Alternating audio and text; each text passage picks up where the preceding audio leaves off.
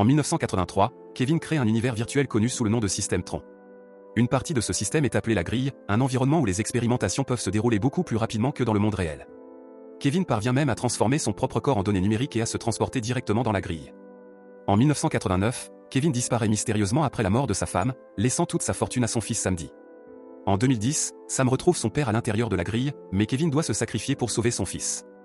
En 2025, les sociétés Encom et Dillinger Systems se livrent désormais une guerre pour le contrôle de la grille. Encom est actuellement dirigé par deux sœurs, Eve et Tess, car Sam a démissionné pour des raisons personnelles. Le PDG de Dillinger Systems, Julian, veut restaurer l'héritage de la famille Dillinger. Dans la grille, un programme nommé Harry est soumis à un entraînement constant. Il affronte plusieurs programmes en même temps et démontre une habileté remarquable en les battant sans difficulté. Un jour, Harry se réveille et découvre que son disque a été mis à jour. Soudain, un grand visage apparaît devant lui et se présente comme son créateur. On apprend qu'Harry a été conçu par Julian pour être un programme de sécurité destiné à Dillinger Systems. Julian appelle Harry son « contrôle principal ». Cette nuit-là, Julian fait une présentation spéciale devant un groupe d'investisseurs. Après que tout le monde a mis des lunettes de protection, un gigantesque appareil active plusieurs lasers qui construisent un char au centre de la pièce. Ce char est entièrement armé et prêt pour la guerre. Julian explique qu'il a été conçu dans la grille et matérialisé grâce au laser, une technologie capable d'armer toute une équipe en quelques minutes.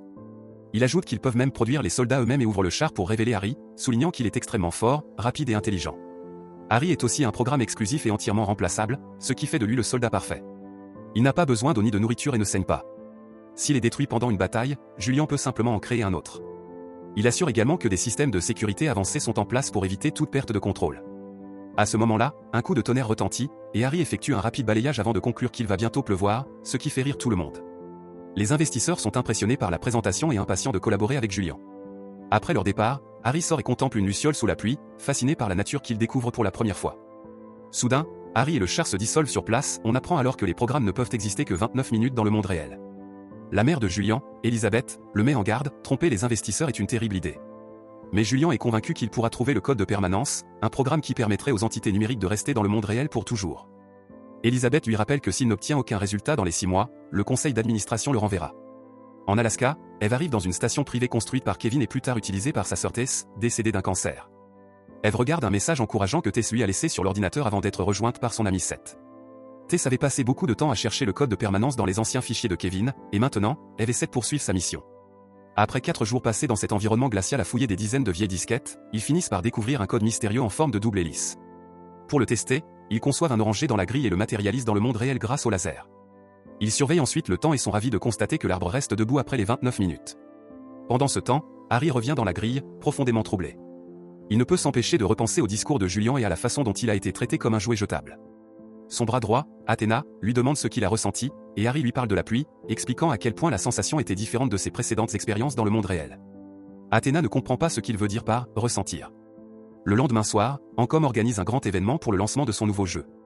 Le directeur technique, Agi, est inquiet car il est sans nouvelles d'Eve depuis plusieurs jours et les médias s'interrogent sur son absence.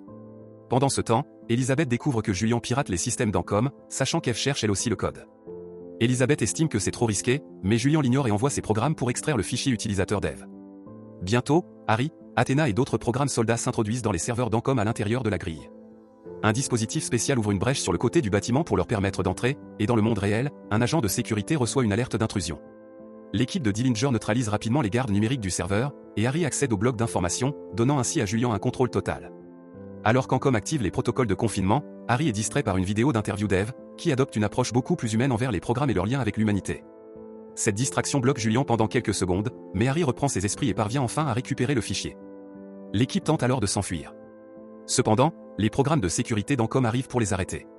Une bataille féroce éclate, et même si Encom dispose d'un plus grand nombre de soldats, la supériorité de ceux de Dillinger est évidente.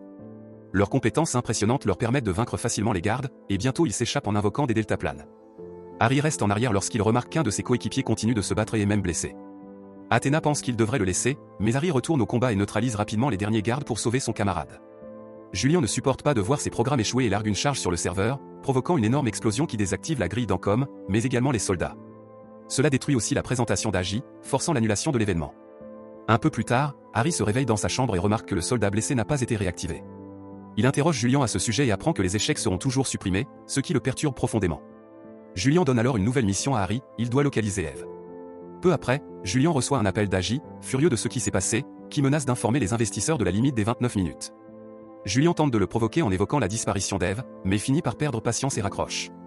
Quelque temps plus tard, Eve et Seth quittent l'Alaska avec les oranges qu'ils ont ramenées de la grille. Une fois dans l'avion, leur téléphone retrouve du réseau et Agi peut enfin appeler Eve pour exprimer sa colère. Eve le calme en lui annonçant qu'elle a trouvé le code. Pendant ce temps, Harry parcourt tous les fichiers d'Eve et découvre sa vie. Il regarde des vidéos de ses vacances, mais aussi celles montrant sa souffrance lors de la maladie de sa sœur et le deuil qu'elle a traversé. Après avoir consulté des milliers de fichiers, Harry retrouve l'image de l'arbre en Alaska et envoie l'information à Julien. Ce dernier transfère immédiatement Harry, Athéna et 2 motos perfectionnées dans le monde réel et les envoie à la recherche d'Eve, avec 29 minutes pour réussir. En ville, Eve quitte son aéroport privé à moto, et bientôt les caméras de sécurité repèrent sa position. Harry et Athéna se lancent à sa poursuite. Eve accélère en réalisant qu'elle est suivie, attirant l'attention de la police. Cependant, lorsqu'une voiture de patrouille tente de rejoindre la poursuite, les soldats activent un rayon sur leur moto qui coupe le véhicule en deux. Eve tente d'aller encore plus vite, mais voyant Athéna se rapprocher, elle fait un brusque virage pour sortir de l'autoroute. Cela oblige un bus à freiner brutalement et bloque la route, laissant Harry derrière. Athéna continue la poursuite dans les rues et suit Eve jusqu'à un parking. Eve se cache derrière des voitures, et lorsqu'elle voit Athéna monter la rampe, elle lui lance sa moto pour la faire tomber. Harry reçoit une alerte et se précipite sur les lieux. Athéna se relève rapidement et monte la rampe à pied, tandis qu'Eve en profite pour voler sa moto et s'enfuir. Quand Eve retourne dans la rue, Harry la rattrape et la poursuite reprend. Il essaie de la bloquer avec un rayon laser, mais Eve parvient à l'éviter de justesse. Bien qu'elle heurte d'autres voitures dans sa fuite, Harry roule plus vite, mais la route est soudain bloquée par une voiture transportant un bébé, l'obligeant à s'arrêter.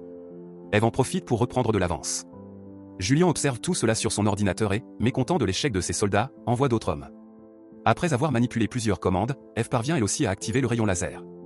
Cependant, Harry sait comment l'éviter et accélère pour se mettre à sa hauteur.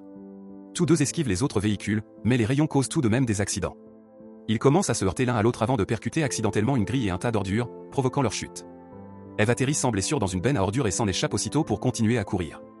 Harry la suit à pied, les 2 motos étant hors d'usage. Ils atteignent les docks, où Eve se retrouve acculée. Elle détruit alors le disque contenant le code et le jette dans l'eau. Quand Harry s'approche d'elle, il commence à s'affaiblir à mesure que le temps s'écoule, et Eve comprend enfin qu'il est un programme. Harry perçoit une réaction d'empathie juste avant que lui et Athéna ne disparaissent pour retourner dans le monde numérique. Au même moment, un hélicoptère apparaît et l'un des hommes de Julien utilise un laser spécial pour digitaliser Eve et la renvoyer dans la grille. Les dégâts causés par la poursuite font la une des journaux, et Elisabeth reproche à Julien son imprudence. Ce dernier réplique que le monde lui pardonnera quand il révélera le code, mais Elisabeth est convaincue qu'il n'a pas autant de contrôle qu'il le croit. Dans la grille, Harry et Athéna terminent le processus de digitalisation d'Eve et l'activent à l'aide d'un disque d'identité. Ils expliquent que le code de permanence est désormais en elle, car le simple fait de l'avoir vu suffit, mais une analyse rapide révèle que l'extraire de force la tuerait. Athéna s'en moque, mais Harry arrête les soldats et envoie un message à Julien pour lui faire part de ses inquiétudes. Ils discutent en privé, et Julien lui rappelle qu'il est censé obéir à tous les ordres sans se plaindre. Il veut obtenir le code, peu importe ce qui arrivera à Eve. Lorsqu'Harry revient dans la salle d'extraction, il dit à Athéna qu'il n'a pas pu parler à Julien car celui-ci est indisponible. Ils vont donc suspendre l'extraction jusqu'à de nouveaux ordres. Harry renvoie les autres programmes, mais Athéna contacte immédiatement Julien pour lui dire qu'Harry présente des dysfonctionnements. Julien lui ordonne alors de récupérer le code et de tuer à la fois Harry et Eve, quoi qu'il en coûte. Pendant ce temps, Harry demande à Eve en qui il peut avoir confiance. Elle lui répond que Julien est indigne de confiance, car il considère tout et tout le monde comme remplaçable. À ce moment-là, Athéna revient avec 2 soldats prêts à attaquer. Cependant, Harry lance son disque au sol, ouvrant un trou sous leurs pieds qui les fait tomber, lui et Eve, sur la grille extérieure. En chutant, il heurte plusieurs lumières avant d'atterrir dans un liquide sombre. Harry nage jusqu'à Eve pour la rejoindre et utilise un dispositif pour faire apparaître une moto qui les extrait rapidement de là. Athéna comprend que le duo se dirige vers le portail de transfert et envoie des drones à leur poursuite. Pendant qu'ils traversent la grille, Eve est fascinée par les lumières et les lignes de code qui les entourent. Harry lui explique que le portail de transfert peut la renvoyer dans le monde réel, mais qu'il ne l'aidera que si elle partage le code avec lui. Il lui promet qu'il ne veut plus aider Julien et il veut le code pour lui-même. Bientôt, les drones les rattrapent et activent leur faisceau. Harry déploie alors un bouclier spécial autour de la moto. Après un grand saut qui leur permet de distancer les drones, Eve finit par accepter l'accord. Lorsque les drones les rattrapent à nouveau, Harry utilise son disque pour endommager le tunnel, faisant s'effondrer des débris sur les machines. Une énorme explosion retentit derrière eux, mais Harry roule assez vite pour l'éviter, et il saute dans le portail juste à temps. Dans les bureaux de Dillinger System, le dispositif laser matérialise Harry et Eve dans le monde réel. Julien envoie ses hommes, mais Harry les neutralise tous en quelques secondes. Ignorant les cris de Julien, le duo vole un fourgon et fonce à travers plusieurs portails de sécurité pour s'échapper. Fou de rage, Julien transfère aussi Athéna dans le monde réel, la proclamant nouveau contrôle principal. Il lui donne un planeur et une arme de digitalisation pour qu'elle parte à la poursuite d'Eve et d'Harry. Une fois Athéna partie, Elisabeth gifle Julien. Sur la route, Eve raconte à Harry qu'elle a trouvé le code dans les anciens fichiers de Kevin et qu'il devrait donc en exister une copie dans son ancien système. Cependant, Harry doute qu'ils puissent atteindre les bureaux d'Encom en 29 minutes avec ce vieux fourgon, sans compter qu'il leur faudra une arme de digitalisation. Eve s'arrête à une station-service et convainc le caissier de lui prêter son téléphone en lui montrant sa photo dans un magazine. Elle appelle Seth et lui demande d'être au bureau avec une arme de digitalisation. Puis, elle et Harry prennent la voiture rapide du caissier, après lui avoir promis de lui transférer l'argent. Le duo apparaît sur les caméras de surveillance de la station, permettant ainsi à Athena de les localiser. Harry conduit à une vitesse incroyable, mais ses réflexes parfaits lui permettent d'éviter toutes les voitures. Pendant le trajet, il raconte à Eve tout ce qu'il sait sur elle, car il a lu tous ses fichiers y compris ses messages à sa famille. Eve lui confie combien il est difficile de faire face à l'amour et au deuil, et Harry comprend enfin qu'elle poursuit le travail de sa sœur pour rester liée à elle. Devant les bureaux d'Encom, Harry fait volontairement s'écraser la voiture pour se garer plus vite. Le duo retrouve Seth et tous trois se précipitent à l'étage du musée où l'ancien ordinateur de Kevin fait partie de l'exposition. Une fois le code récupéré, Seth assemble l'arme de digitalisation. Mais avant qu'il ne puisse aider Harry, Athena arrive. Elle n'attaque pas immédiatement, et Harry réalise qu'elle attend simplement que son temps soit écoulé. Il annonce un changement de plan et saute par la fenêtre, décidé à l'affronter. Cependant, Eve active l'arme et l'envoie dans la grille de Kevin. Athena traverse alors la fenêtre, détruisant la majeure partie du musée. En constatant qu'Harry a déjà été transféré, elle brise à son tour l'arme pour l'empêcher de revenir. Seth tente de l'attaquer, mais Athena lui assène un coup de poing qui le projette à travers la pièce. Il s'écrase contre des bornes d'arcade et perd connaissance. Eve tente de s'enfuir, mais Athena la poursuit, détruisant tout sur son passage. Finalement, Athena parvient à coincer Eve, mais à ce moment précis, les gicleurs du plafond s'activent. Déconcertée par la sensation de l'eau sur son corps, Athena reste figée, incapable de comprendre ce qu'elle ressent. Cette distraction fait perdre du temps à Athena, et elle retourne dans le monde numérique. Dans les bureaux de Dillinger System, Julian est stupéfait de découvrir qu'Athena a forcé les lasers à la ramener dans le monde réel. Il hurle contre elle, mais ne parvient pas à l'arrêter. Elisabeth les rejoint et annonce qu'elle a convaincu le conseil d'administration de renvoyer Julian, reprenant ainsi le contrôle de l'entreprise. Sa première décision est de mettre fin au projet, mais Athena la tue en la transperçant avec son disque. Julian est dévasté, mais Athena lui rappelle qu'elle ne fait qu'exécuter ses ordres, puisqu'il lui a dit d'accomplir la mission par tous les moyens nécessaires. Athena amène alors 2 soldats et un puissant véhicule connu sous le nom de Reconisé pour poursuivre sa mission. Julian se précipite vers un ordinateur et tente de reprendre le contrôle du système, en vain. Dans les bureaux d'Encom, Agi est choqué par la destruction. Eve lui explique ce qui s'est passé et le convainc de réparer le canon. Le groupe aperçoit Athena approcher au loin, et Eve comprend que tant que les systèmes de Dillinger seront actifs, Athena continuera à revenir. Elle dit à Agi d'utiliser l'arme qu'Athena a laissée pour pirater les systèmes de Dillinger et détruire leurs grilles, pendant qu'elle sort pour gagner du temps. Dans la rue, la population panique à la vue du Reconisé. Les forces de l'ordre tentent de s'en approcher avec un hélicoptère, mais Athena le détruit en un instant. Bientôt, l'armée intervient avec des avions de chasse, mais ceux-ci sont eux aussi abattus en quelques secondes. Eve court à travers la ville, tandis qu'Athena lance une série de missiles trackers pour la localiser. Désespérée, Eve parvient à en esquiver quelques-uns, mais les autres forment un cercle lumineux autour d'elle pour l'emprisonner. À ce moment-là, l'un des avions militaires s'écrase contre les jambes du Reconisé, le faisant perdre le contrôle avant qu'il ne s'effondre sur plusieurs bâtiments. Dans la grille des années 1980 de Kevin, Harry rencontre un Beat et lui demande de l'aide. Le Beat fait apparaître une moto rétro et guide Harry vers une zone secrète où il rencontre une manifestation numérique de Kevin. Harry explique qu'il ne veut plus du code pour lui seul, il veut vivre pour protéger Eve. Touché par ces paroles, Kevin décide de lui remettre le code de permanence en l'intégrant à son disque. Harry utilise alors le disque pour entrer dans un rayon de lumière qui le transporte dans l'ancien sous-sol de Kevin. En ville, Athena quitte le Reconisé, monte dans un char et capture rapidement Eve. Avec seulement quelques minutes restantes, elle défonce tous les véhicules sur son chemin pour aller plus vite. Soudain, Harry apparaît au milieu de la route, son costume brillant de nouvelles couleurs indiquant qu'il est désormais libre. Il lance son disque sur le char, le faisant dévier et s'écraser, provoquant plusieurs collisions autour d'eux. Harry vérifie qu'Eve va bien. Athena réapparaît bientôt avec 2 soldats programmes et les 3 engagent un combat féroce. Il est difficile pour Harry de se battre contre des programmes aussi puissants que lui, mais il parvient à vaincre les 2 soldats, perdant toutefois son disque dans le processus. Malheureusement, le combat l'a affaibli et Athena le domine. Alors qu'elle s'apprête à le tuer, Eve lui renvoie le disque, et Harry bloque son attaque de justesse.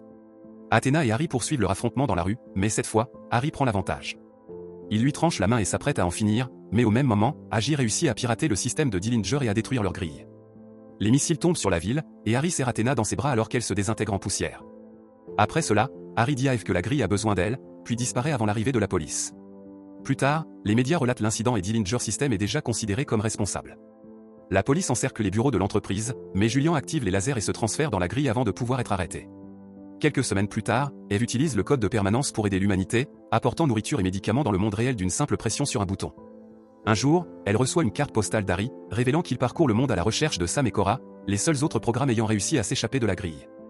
Dans les ruines de la grille de Dillinger, Julian découvre un disque ayant appartenu à son grand-père. Lorsqu'il le saisit, une armure recouvre son corps.